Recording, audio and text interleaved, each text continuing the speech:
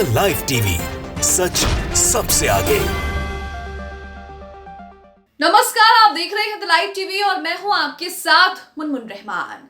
Israel अपनी हार से बुरी तरह से बौखला गया है और इस बौखलाहट में इजराइल ने एक ऐसा काम कर दिया जिसे लेकर उसकी जमकर निंदा हो रही है। इजराइल ने गाजा के बेथ लाहिया में एक स्कूल में आग लगा दी और वो आग धू धू करके जलने लगा। आपने अक्सर पढ़ा होगा और सुना होगा किताबों में कि किस तरह से जब जंग होती है तो सेनाएं जो है वो गांव के गांव जला देती हैं।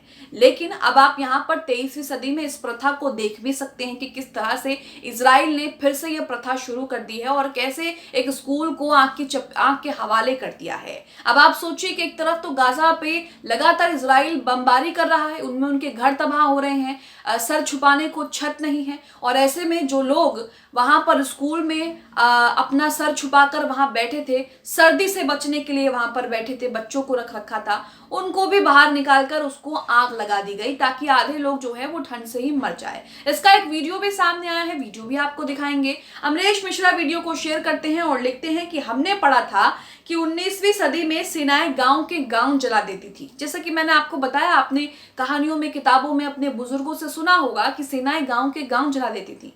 लेकिन आज आप यहाँ पर देख भी सकते हैं, इजराइल अपार्थाइड स्टेट यानी कि इजराइल एक रंग भेदी राज्य है। इजराइल ने यह बर्बर प्रथा 21वीं सदी में भी शुरू कर दी है। आईडीएफ ने उत्तरी गाजा बेथ लाहिया में खलीफा स्कूल में शरण लिए हुए 3000 विस्थापित गाजा वासियों को बाहर निकालने के बाद आग लगा दी यूएसए के समर्थन से। तो यहाँ आप देख रहे हैं कि किस तरह से इजराइल जो है कितना बौखला गया है अपनी हार से। कुछ नहीं मिल रहा तो स्कूल में ही आग लगा दी ताकि वो लोग वहां पर भी अपना सिर ना छुपा पाए। आप वो वीडियो अपनी स्क्रीन पर देखिए।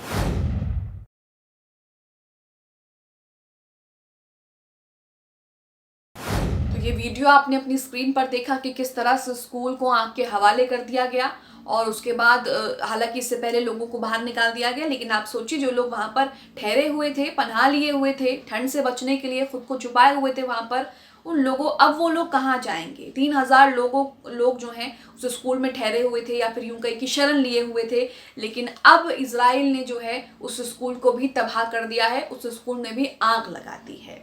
इसी के साथ कुछ और ट्वीट्स अमरीश मिश्रा के आपके सामने रख रहे हैं। इसमें आप देखेंगे कि आईडीएफ के सैनिक किस तरह से लगातार मारे जा रहे हैं और हूती विद्रोहियों ने इजराइल की नाक में दम कर रखा है। हूती विद्रोहियों ने एक बार फिर से चेतावनी इजराइल को दे दी कि हम किसी भी जहाज को नहीं छोड़ेंगे जो इजराइल तक पहुंचना चाहता है या फिर इजराइल का उससे कोई भी संबंध निकलता है। तो यहाँ पर आप अपनी स्क्रीन पर अमरीश मिश्रा का दूसरा ट्वीट देखिए जिसमें लिखा है कि पिछले 24 घंटों में हिजबुल्लाह ने इजराइल के अल मुटेला, अल समाका, अल बगदादी, अल असीर रामिया, अल नाकूरा, ब्रानित, अल हमरा, बिरकेत, रीशा, जल अल हलहाम साइट को निशाना बनाया। आप अपनी स्क्रीन पर इन साइट्स को पढ़ सकते हैं, इनके प्रोनाउंसिएशन थोड़े से अलग हो सकते हैं। तो ये जिन जिन जगहों को निशाना बनाया गया है वो जगह यहाँ पर अमरीश मिश्रा ने खुद जो है वो मेंशन कर रखी है और लिखा है कि 100 के ऊपर आईडीएफ सैनिक जो हैं वो हताहत हुए हैं। एक तरफ देखिए आप हमास जो है वो इजराइल के सैनिकों को हताहत कर रहा है, नुकसान हो रहा है, वहीं हिजबुल्लाह भी आईडीएफ के सैनिकों को निशाना बना रहा है। यानी कि दोनों तरफ से इजराइल को जो है वो भारी नुकसान झेलना पड़ रहा है। वहीं यहाँ पर बताया गया है इजरायली और हारिट्जकॉम, या ये हारिट्जकॉम जो है वो इजरायली न्यूज मीडिया कंपनी है, उसको टैग करते हुए यहाँ पर लिखा है कि उसने माना है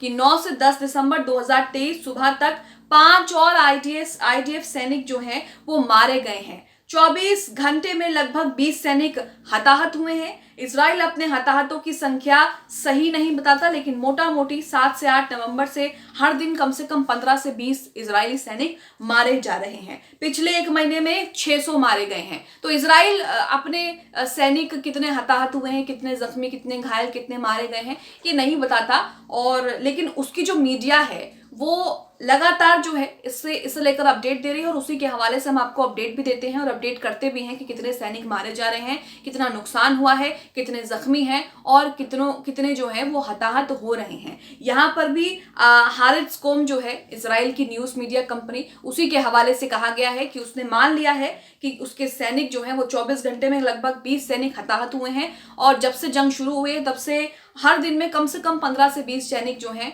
वो हताहत हो रहे हैं, मारे जा रहे हैं और पिछले एक महीने में 600 सैनिक जो हैं वो मारे गए हैं। तो ये कुछ राउंड फिगर है जो आप अपनी स्क्रीन पर देख रहे हैं। इसी के साथ हूती विद्रोहियों ने इजराइल की नाक में दम कर रखा है। हूती विद्रोही क्या कह रहे हैं, क्या चेतावनी दे रहे हैं, उसे भी जान लेते हैं। यहाँ लिखा है कि यमन ने लाल सागर में इजराइल के साथ व्यापार करने वाले किसी भी जहाज पर हमला करने का वादा किया है। इजराइल के सहयोगी फ्रांस का दावा है कि यमन ने उस क्षेत्र में काम कर रही उसकी नौसेना पर ड्रोन दागे हैं।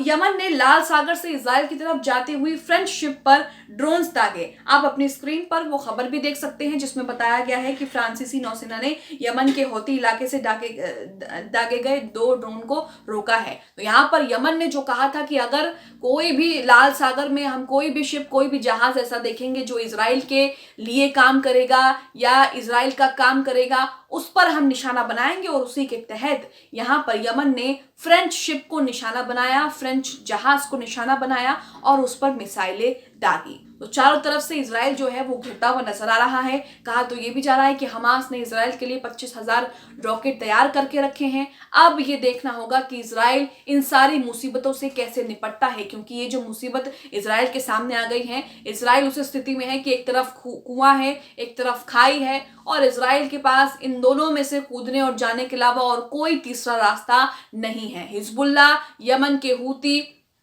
और हमास तीनों मिलकर इजराइल पर जो है वो धावा, अगर तीनों ने मिलकर इजराइल पर धावा बोल दिया तो इजराइल जो है उसका बचना यहाँ पर मुश्किल ही नहीं, लगभग नामुमकिन सा हो सकता है। वहीं हमास भी लगातार इजराइल को जो है मुंह तोड़ जवाब दे रहा है। वेस्ट बैंक की बात करें, जेनिन की बात करें या गाजा की बात करें, लगातार उसमें जो है दोनों के बीच झड़प चल रही है। प्रतिरोध बल यहाँ पर एक अहम भूमिका निभा रहे हैं। हमास के लड़ाके, अल कसम ब्रिगेड के लड़ाके, अल कुद्स ब्रिगेड के लड़ाके तो फ्रंट लाइन पर इजरायली सैनिकों को घेर ही रहे हैं, लेकिन जहां पर ये लोग नहीं पहुंच पा रहे वहां पर प्रतिरोध बल, कई जगहों पर प्रतिरोध बलों का दबदबा है, जिन्हें फ्रीडम फाइटर्स कहते हैं, प्रतिरोध बल कहते हैं, पैलेस्टाइन रेसिस्टेंस कहते हैं। उन लोगों ने भी इजरायली सैनिकों की नाक में दम कर रखा है और वो लोग भी लगातार इजरायली सैनिकों के हमलों का जवाब दे रहे हैं और उन हमलों को नाकामयाब कर रहे हैं। हालत ये हो गई कि इजरायली सैनिक उनके चंगुल में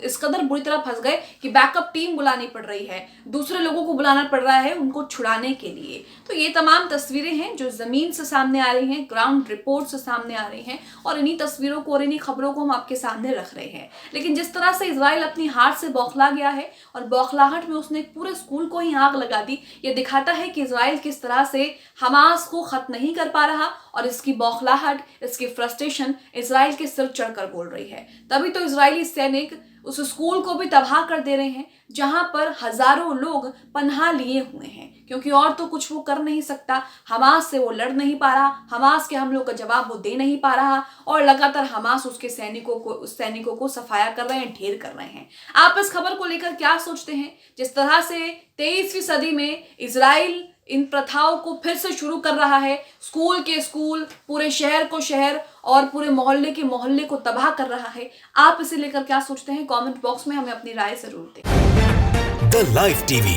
सच सबसे आगे।